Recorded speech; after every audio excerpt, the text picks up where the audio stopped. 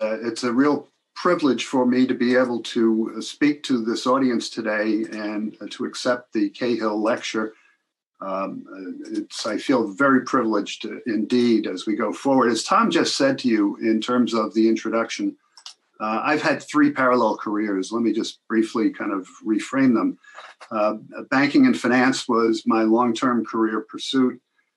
In addition to that, and during those period of time, I had the privilege of running a bank, an insurance company, and a derivatives trading company. So financial risk management was very much part of my DNA, if you will.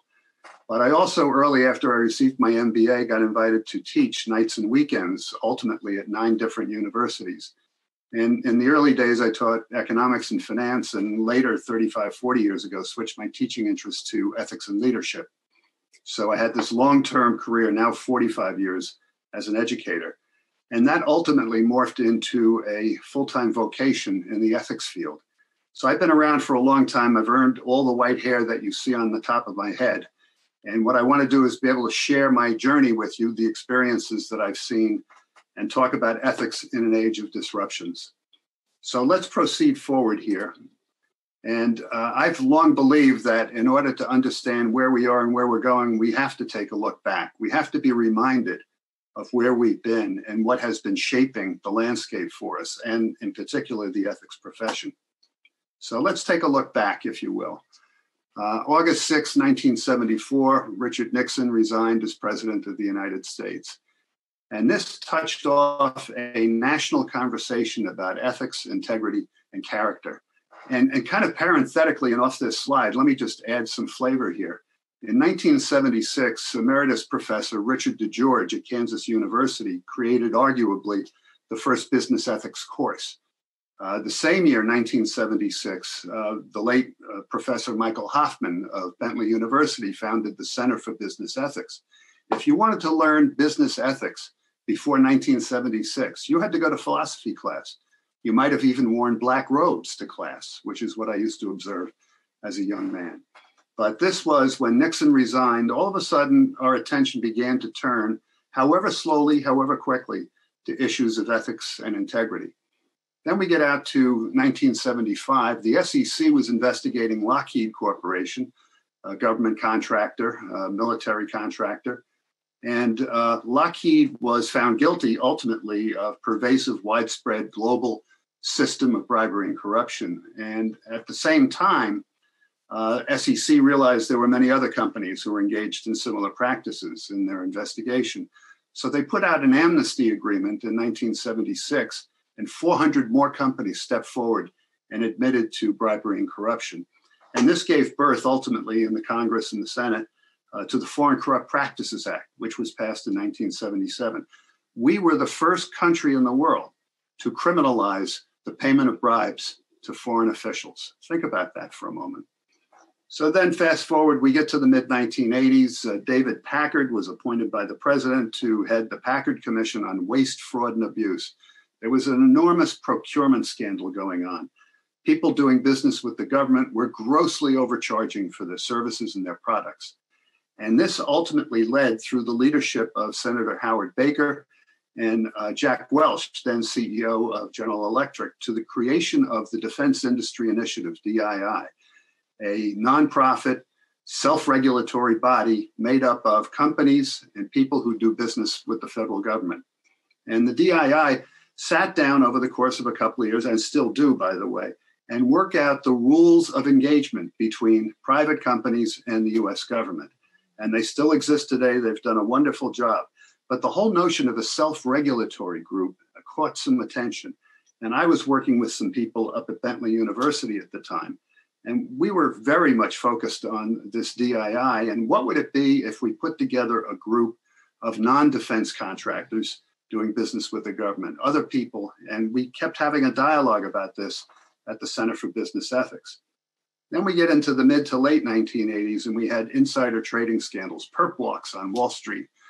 Some of you may remember the prosecutor, a young prosecutor by the name of Rudolph Giuliani, was leading the perp walks. And he brought to task many people, dozens of people, but certain names stood out, and they all, so happens, worked for Drexel Burnham Lambert, which ultimately went out of business.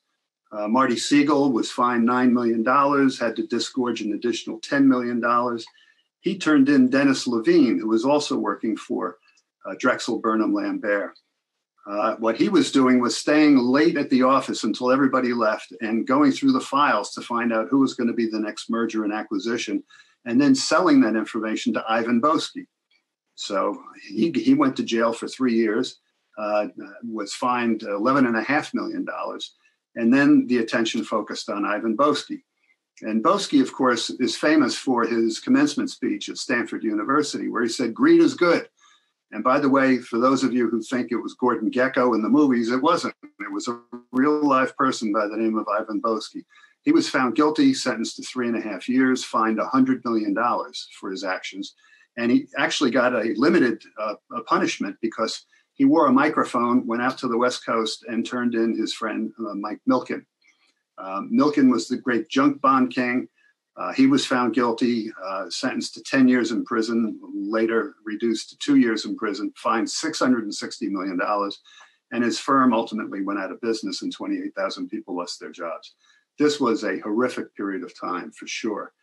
Now, there was a little-known commission in Washington, D.C., born in 1984 in the Comprehensive Crime Control Act, called the United States Sentencing Commission.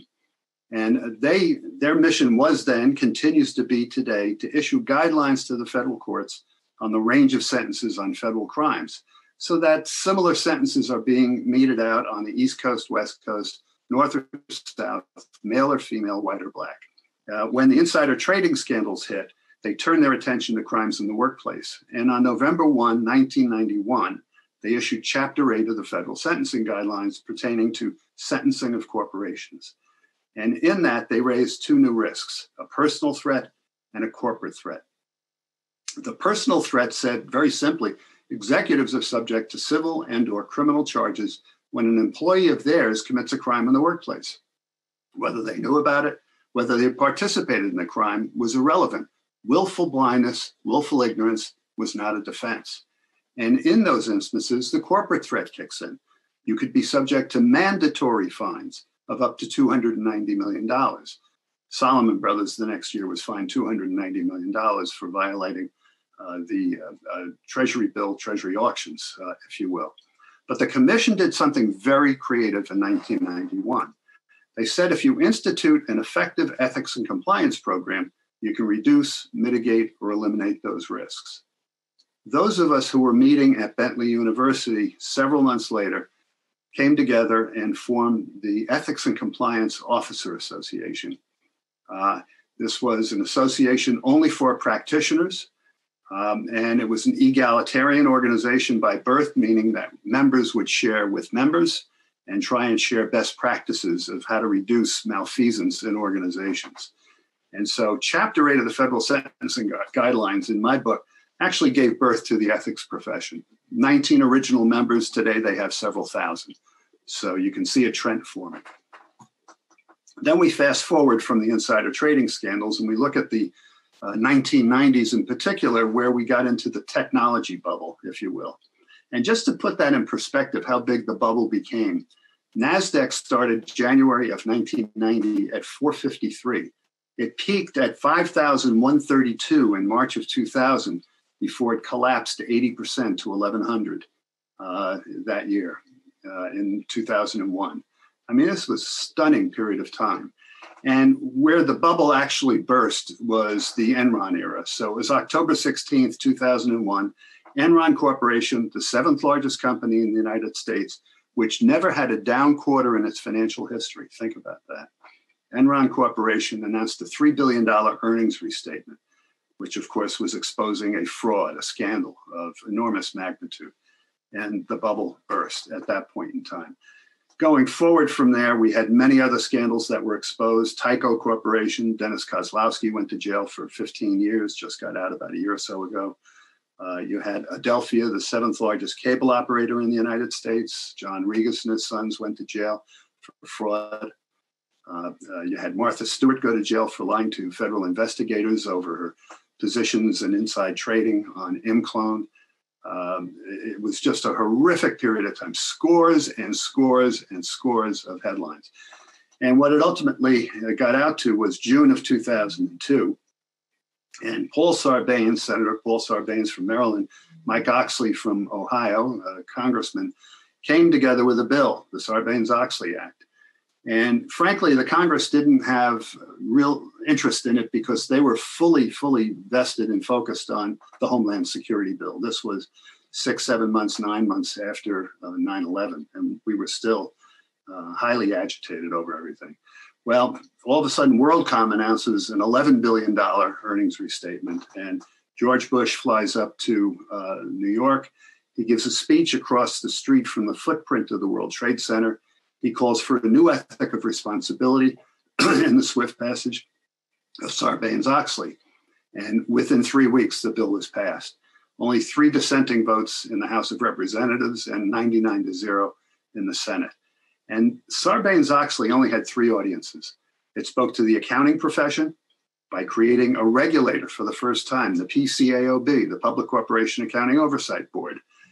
Previous to that, the accounting profession was a self-regulatory profession. Members peer assessments with each other on the state of their accounting practices. Now they have a regulator, the PCAOB. It spoke to the boards of directors, governing authorities, and it spoke to senior leadership. And each of the elements of Sarbanes-Oxley spoke directly to the issues of malfeasance in Enron Corporation. It was quite direct.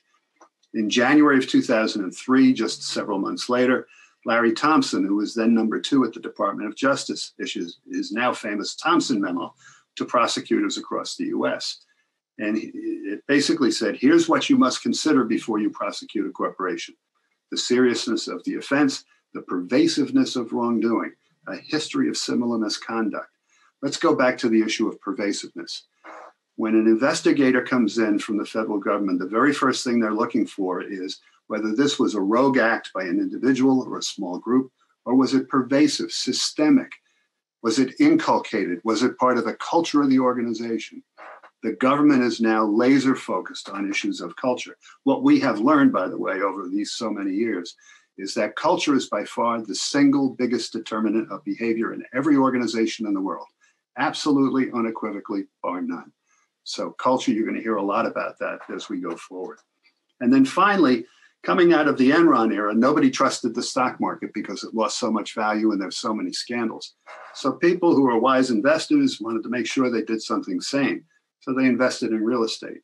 And what we wound up doing was creating the real estate bubble and exposing the Great Recession, which peaked basically in 2008. And what's interesting to me is as a young banker, we learned certain principles of underwriting mortgages and other types of loans. We forgot everything that we ever learned during this era. We had things called liar's loans. You didn't have to show any documentation about your income or your net worth. We had ninja loans, no job, no income, no assets. Those were subprime borrowers. You didn't have to show anything. And what we wound up doing in those days was taking mortgages, putting them into bundles, bond bundles, if you will, of $1 million or more, and then getting them AAA rated by S&P, Moody's, and Standard & Poor's, and then selling them into the open market all over the world. And this is called a classic moral hazard, where the people who are underwriting the risk don't sit with it. They sell it. They get paid up front, but everybody else holds the risk. And when the bubble burst, which basically it burst in September of 2008, we had some investment banks that were going bankrupt at that time, Lehman Brothers notably, $617 billion bankruptcy. Think about that. I mean, it was extraordinary. During this period of time, 20 million people lost their jobs across the world. $34 trillion of equity value was lost in stock markets worldwide. This was a horrific period of time. Capitalism almost died in September of 2008.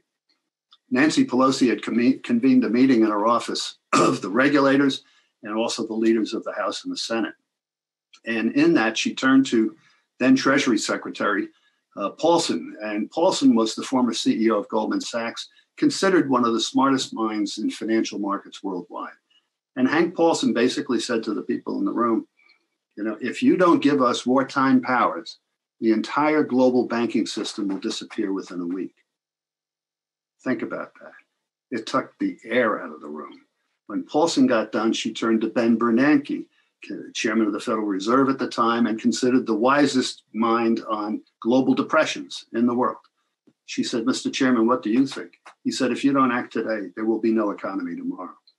This was September 18th, 2008. Horrifying.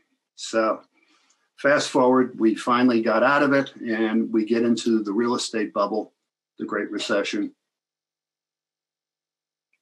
We passed the Dodd-Frank Act, which was specifically addressing Wall Street, if you will, and the ills that we had. And in the Dodd-Frank Act, Section 922 is the whistleblower bounty provision, which basically says that anyone working in a public corporation, a listed company, that makes a referral to the Securities and Exchange Commission on an issue of malfeasance that results in a settlement of $1 million or more, the SEC is required by law to pay that individual or small group 10 to 30% of the final settlement. We've had over $300 million of settlements paid out already to date. And then we had the UN Convention Against Corruption in Doha, Qatar, in December of 2009, where 150 nations came together and agreed not only to have laws prohibiting bribery and corruption, many did not, and even those that did never prosecuted, but not only to have laws against bribery and corruption, but to make themselves available to public peer-to-peer assessments. So literally in the years following, we had newspaper headlines saying criticisms of one country versus others about not doing anything to prosecute under it. And since then, many countries across the world have adopted these laws and are prosecuting them. The first peer-to-peer assessments ended 2014, the second 2018, and the third peer-to-peer assessments will take place and end in 2022. So this, take a look at us from 1974 to 2008. This was a horrific period of time.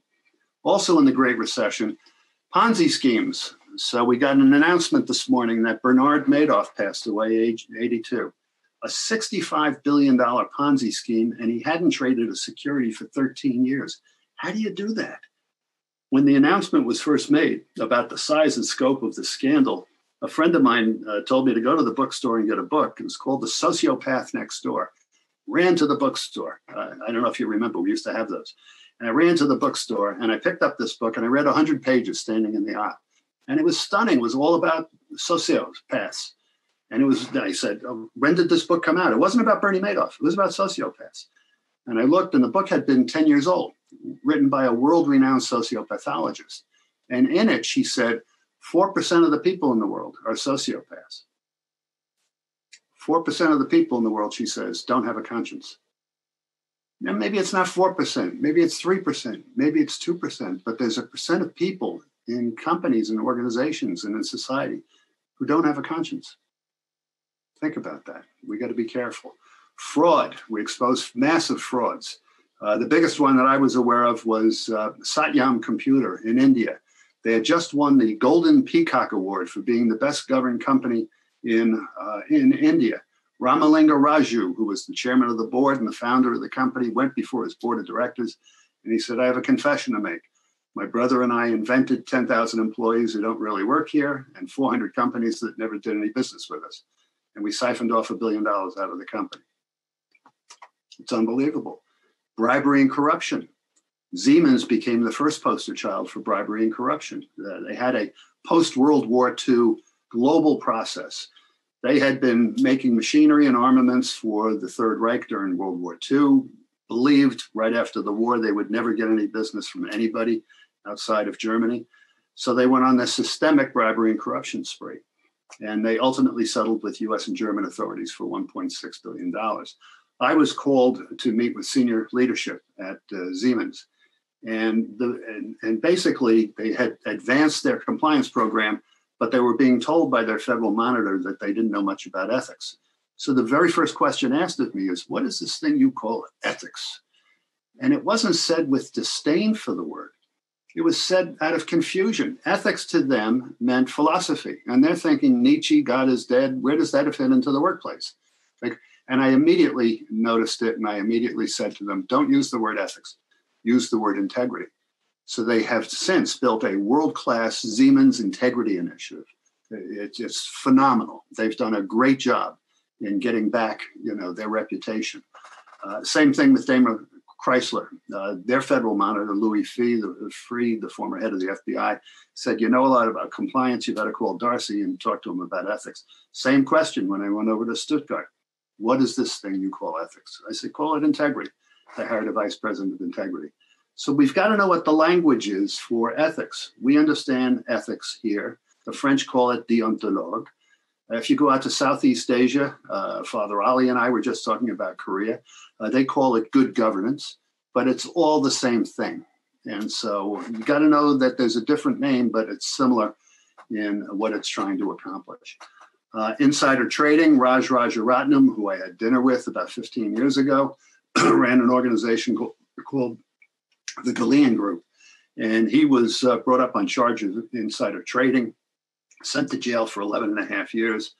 There's about $1 billion in insider trading. He also turned in his friend Rajat Gupta, who was the former CEO of McKinsey & Company, the esteemed consulting firm, and who was on the board of Goldman Sachs at the time.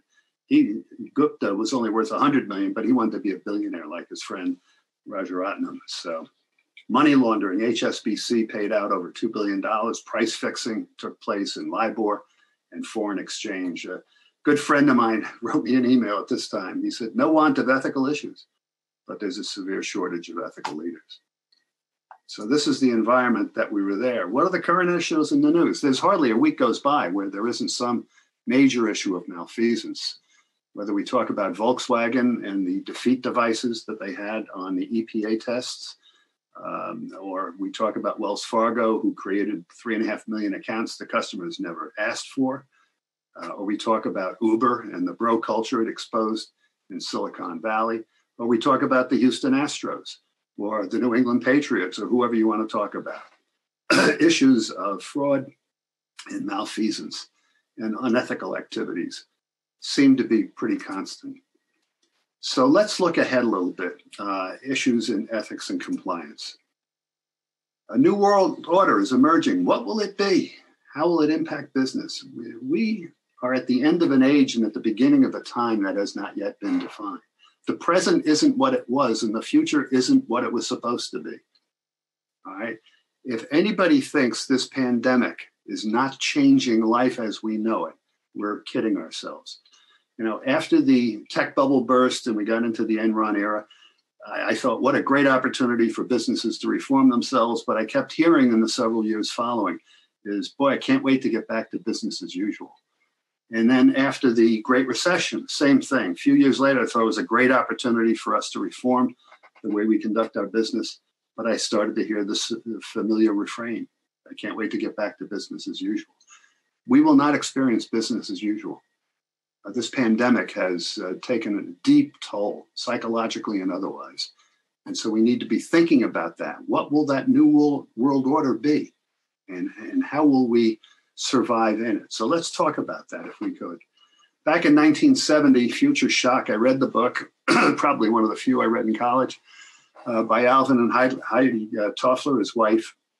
And in it, in 1970, he defined the title, Future Shock, as disorientation due to premature accelerated change. The world was changing so rapidly, we became disoriented by it. Think about that. 1970, that's 52 years ago. It was 52 years ago, it was a 3-layer cake. The world really wasn't changing that quickly. But since Moore's Law and all the changes that have been taking place and continue to, the world is spinning faster and faster. Future shock, computers. What's happening with computers?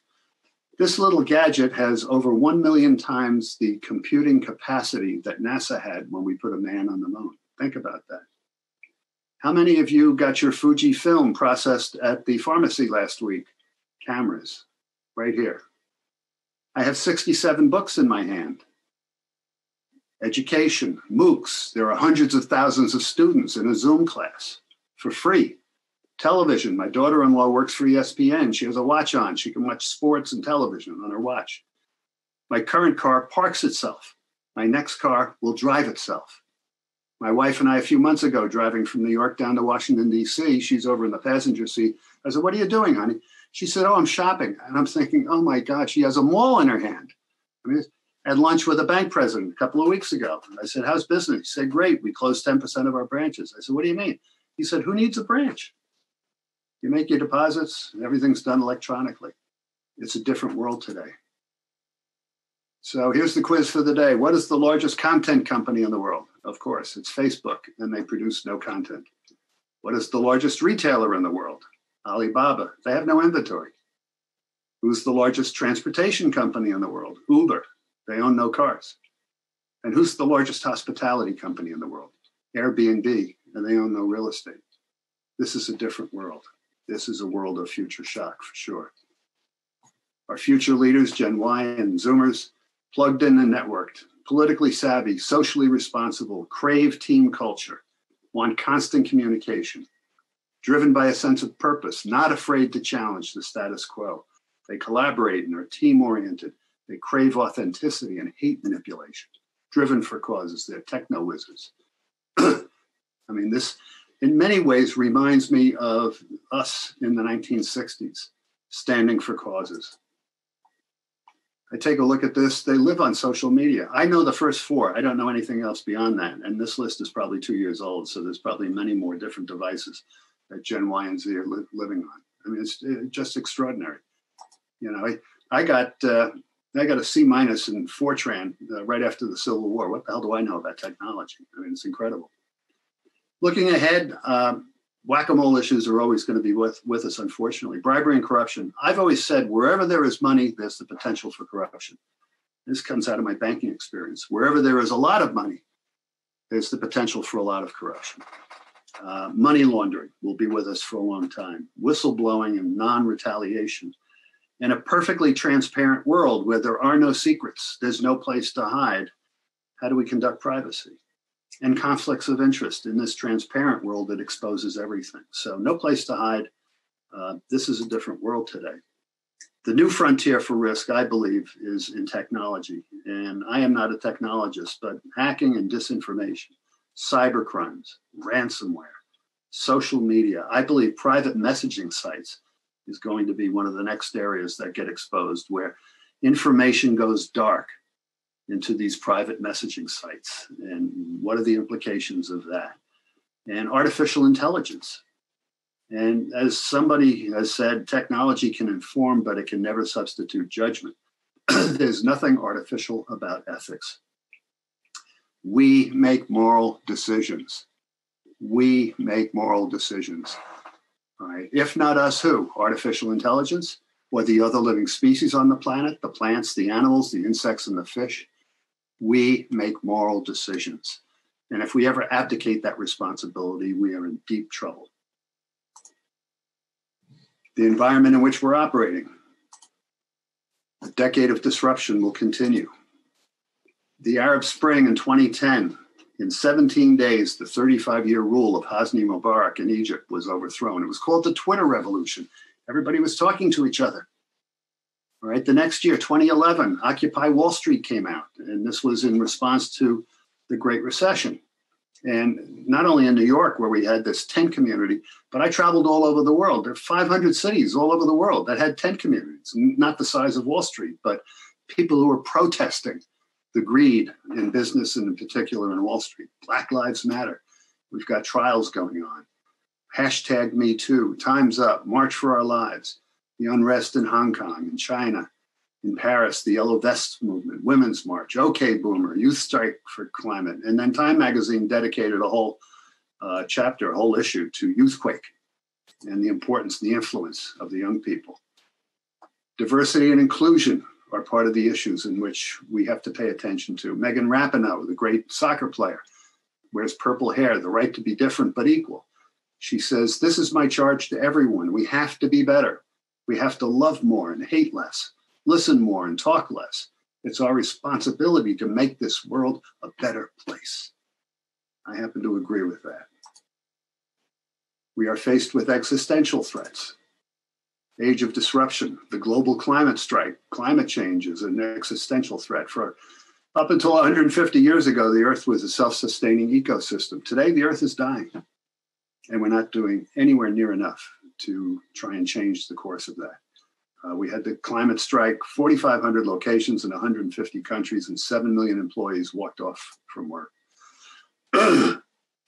We have more frequent wildfires, greater and more frequent superstorms, longer periods of droughts and expanding geographies. The ice caps are melting and the sea levels are rising. We're experiencing the warmest temperatures in history. Species face extinction. The air is polluted. The water is polluted. Toxic waste is growing. And until the pandemic hit, the ozone layer was or the hole in it was growing as well. And we'll likely go back to that in short order.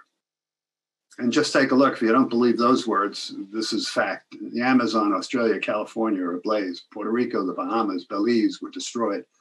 Floods have destroyed large areas from the US to Bangladesh.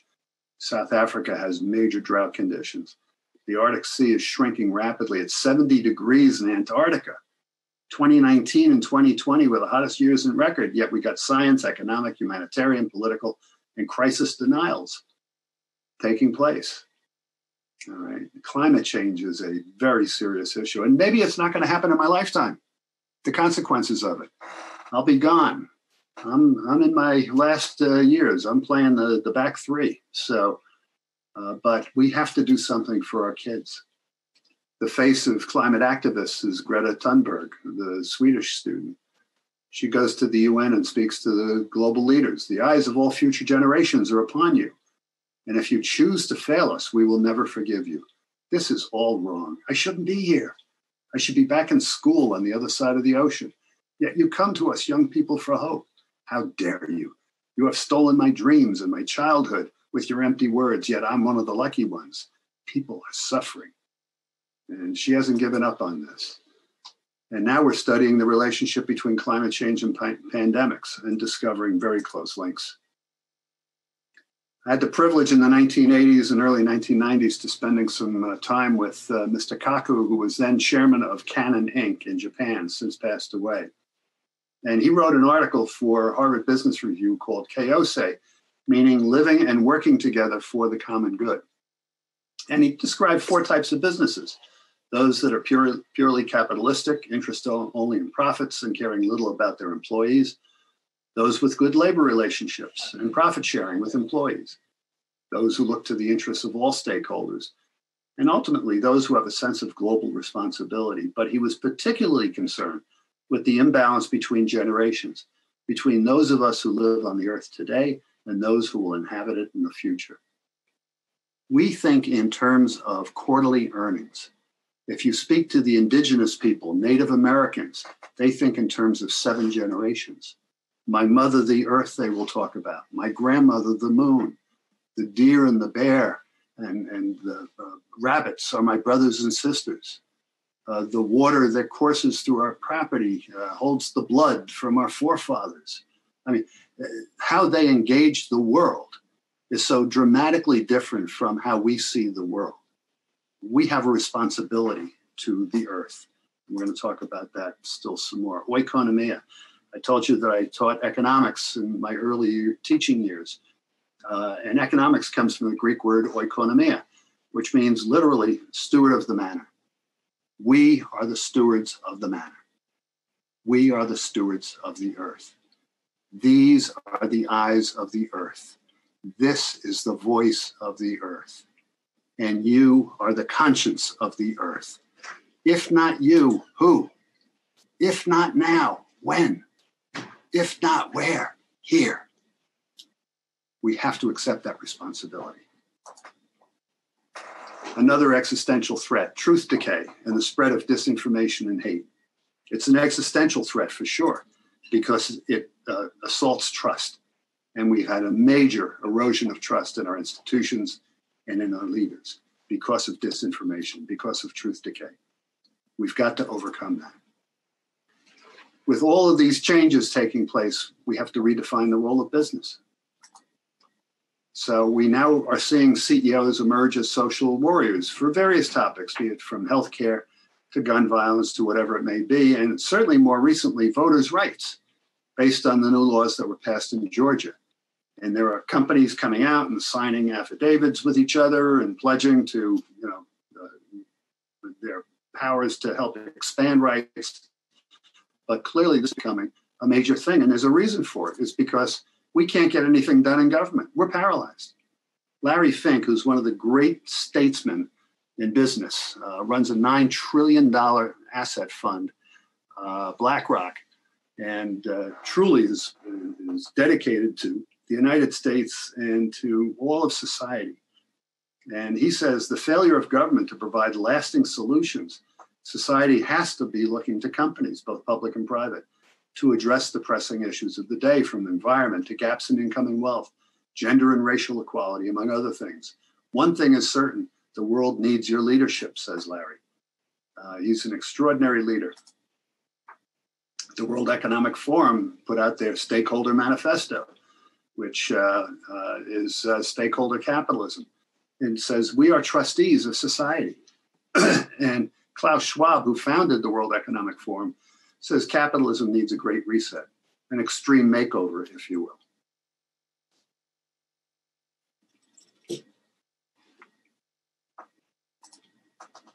The Business Roundtable back in June of 2019 put out a new statement on the purpose of a corporation, saying that it has to be committed to all stakeholders. This is going to be a major source of contention in the years ahead. Although there has been this drumbeat for purpose of the corporation, stakeholder capitalism, et cetera, and I think we were beginning to see some movement in that direction. When the pandemic came along, you knew this was all going to take a backseat to the pandemic and the issues and the crises that it's creating. But this will be significant to see if this thing gets resurrected as a meaningful initiative as we go forward. The whole issues of corporate social responsibility, ESG, which is environment, social, and governance, is getting a lot of attention these days too. Peter Drucker, the great management guru of the 20th century, says ethics and social responsibility objectives need to be built into strategy of the business rather than merely a statement of good intentions. And there's too many companies out there that have all these lofty statements but don't necessarily back it up with actions. And the words without the actions, we know, are meaningless. With all this change taking place, we have to redefine our own role in the world. Paul Gauguin was a great French impressionist painter. His work sits in Musée d'Orsay in Paris. And in his later years, he moved to Tahiti and he painted the indigenous people there. And one of his most famous paintings is entitled, "Where Do We Come From? What are we? Where are we going? What are we? We are what we are devoted to," says Erich Fromm, "and what we are devoted to motivates our conduct. It's not so much we should figure out what we are to do," said a great monk in the 13th century. We should figure out what we are. What are we? And I think we really need to become introspective in the time that's still with us. Erich Fromm, in his 20th century book, To Have or To Be, writes, "We have lost sight of the most important questions of human existence. Who am I? How should I live? We think virtues and ethical norms are arbitrary and a matter of personal taste. It's a battle between integrity and opportunism, the natural realm and the spiritual realm, between life and death." In his groundbreaking book, To Have or To Be, he said, "We become having people. We have to collect, or doing people, but we've lost the art of what it means to be a human being." Shakespeare asked a simple but profound question: to be or not to be? To be or not to be? It's the difference between being fully alive or not to be, between life and death. All right, we've got to raise our consciousness to the issues that surround us. Clayton Christensen, a very successful business executive later in life, turned to the Harvard Business School faculty where he taught, wrote a groundbreaking book, How Will You Measure Your Life? For many of us, one of the easiest mistakes to make is to focus on trying to oversatisfy the tangible trappings of professional success in the mistaken belief that those things will make us happy. Better salaries, a more prestigious title, a nicer office. They are, after all, what our friends and family see as a sign that we have made it professionally. The next pay raise, you think, will be the one that makes you happy. It's a hopeless quest. I remember many years ago, we had hired a bunch of MBAs from Wharton, and they came into my office for a greeting meeting. And one of them looked at me. I had a corner office down in Lower Manhattan overlooking Broadway and the old World Trade Center. And one of them said to me, "Mr. Darcy, you're a 7-window pane person." I didn't realize I had made it so far in my career. 7 window panes. That's how they measured success. I mean, it was stunning. Viktor Frankl, the Austrian psychoanalyst who survived the death camps during World War II, he says, success, like happiness, cannot be pursued. It must ensue, and only does so as the unintended side effect of one's personal dedication to a cause greater than oneself. What is that cause? In the book, A Higher Calling, there are no spiritual goals today, only financial and economic. Lacking no ideal other than money creates a spiritual vacuum in one's being. Indeed, spirituality has no meaning if it has no relevance in the world. The authentic test of spirituality is not what we say we believe, it's what we do. Words without actions are an empty chalice. And a couple of closing thoughts, and we'll go to Q&A. In 1857, an anti-slave activist, Reverend Theodore Parker, talked about the moral arc, which was often quoted by Reverend Dr. Martin Luther King Jr. "I do not pretend to understand the moral universe. The arc is a long one. My eye reaches but little ways. I cannot calculate the curve and complete the figure by the experience of sight. I can divine by conscience. But from what I see, I am sure it bends towards justice." And a friend of mine, Jan Tuga, several months ago, posted this along with a variation of the work of Rabbi Tarfon, a centuries-old rabbi, who wrote, "The arc doesn't bend on its own. The bend is created by the courageous and persistent work of a minority who possess a moral imagination capable of seeing a future that is better than today. And so do we all have a responsibility to see the injustices around us and to work towards its elimination, even if we never enjoy the fruits of our labor. You are not obligated to complete the work, but neither are you free to evade it." Rabbi Tarfon. The gift of life comes with responsibility, not just to ourselves and our families, but to society, to the world around us, to the earth. The Hebrews have an expression, tikkun olam, to repair the world and to build a more humane future. I honestly believe we're at a turning point in human history. We cannot go back to business as usual. What verse are you willing to contribute to a more just and humane future? I think that's the challenge that lays in front of us. So with that, I thank you for your patience and look forward to hearing your questions. So if one of our students is ready, you can go ahead. Yeah. Hi, Mr. Darcy. I have a question. So my name is Sabrina Curran, and I'm one of the scholars here in the Deloitte Colloquium. My question for you is, earlier in the presentation, you mentioned how when you're talking to companies and advising them about their ethical strategy, you tell them to not use the word ethics, but integrity. So I was just curious if you could expand a little bit on some of the other words that you use and the language around ethics that kind of help to clarify what the word really means and how you go about explaining that to people who may have a little bit of confusion about the word. Sure. No, thanks, Sabrina. That's a good question. So let me go to kind of my working definition of ethics. Ethics, I believe, is how we choose and how we respond to everyday situations that confront us. And the way we express our choices is both through our actions as well as our inactions, which is to say it's not just what we do that matters. It's also what we don't do when we see something happening, because we've chosen not to act. And so we have to see ethics as a matter of choice. Compliance, on the other hand, is about acquiescing or yielding to another authority. And so we comply because we have to. It's the law, it's the regulation, it's required. But ethics is about choice. So we must see it distinctly as that. And I've also said that when none of us owns the right answer out there, collectively, we will make better decisions and avoid worse decisions. The ancient Greeks got it right. It was about dialogue, dia, logos, through the word, right? By exchanging information with each other and talking about it, we can avoid worse outcomes and perhaps make better outcomes. And typically, there are not perfect outcomes in life. Life has a lot of gray out there. It's an amazing world. Who am I? What is it that I value and believe? And how do I live out my values and beliefs in community with other people? So where did I learn ethics? Families, schools, religion, Girl Scouts, Boy Scouts, Marine Corps, governments, business. Each one of the social systems in which we exist tells us what's right, what's wrong, what's in, what's out, what's good, what's bad, what's acceptable, and what's not. You won't be surprised if I suggest that not all these social systems agree with each other. In fact, they're often in conflict with each other. So we have to enter into a dialogue to decide what are the best actions to take under difficult circumstances. And so each of us came into this room and into this program, the Cahill Lecture, having been taught ethics by your parents, your families, your schools, your religion, your Girl Scouts, et cetera. They all have social systems.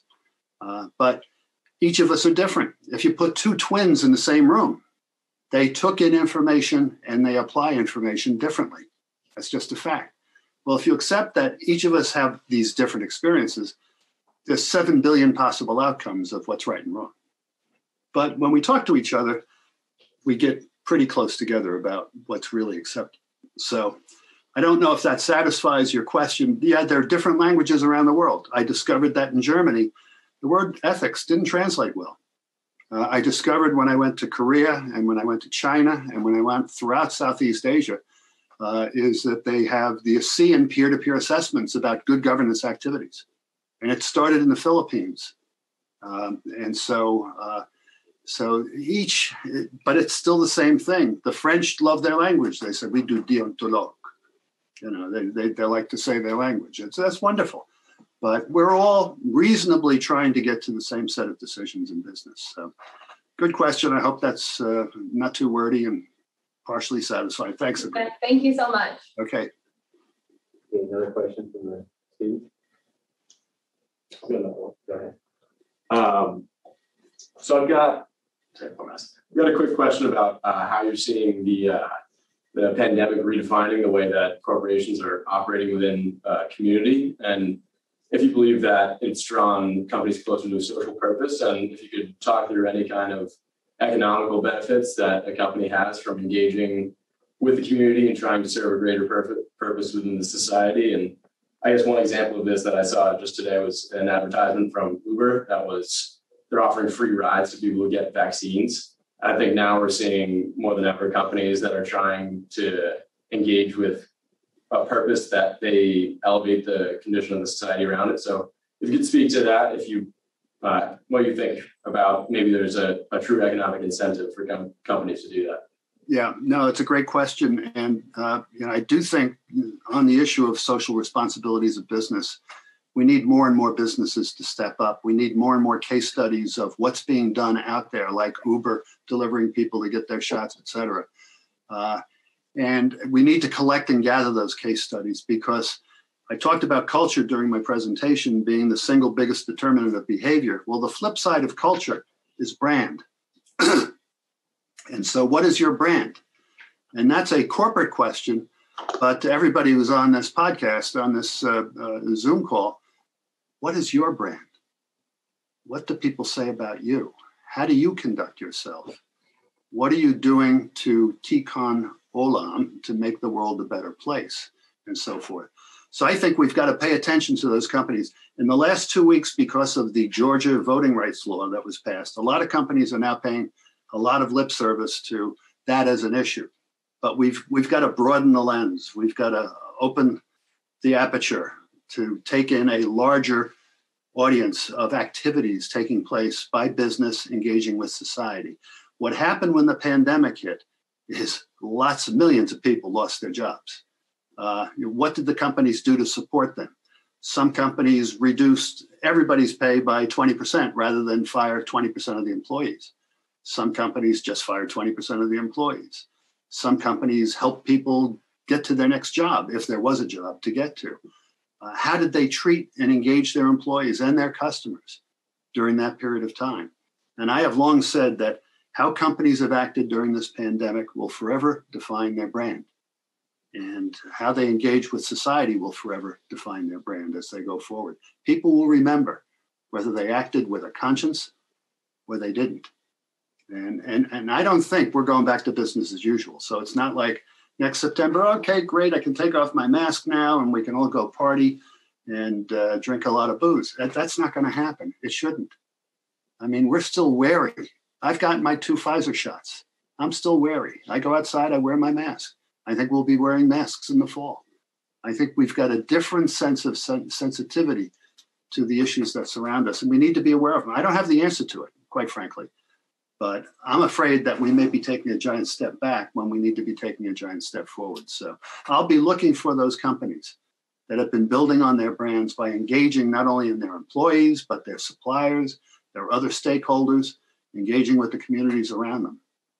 You know, when the Industrial Revolution first started, business was local.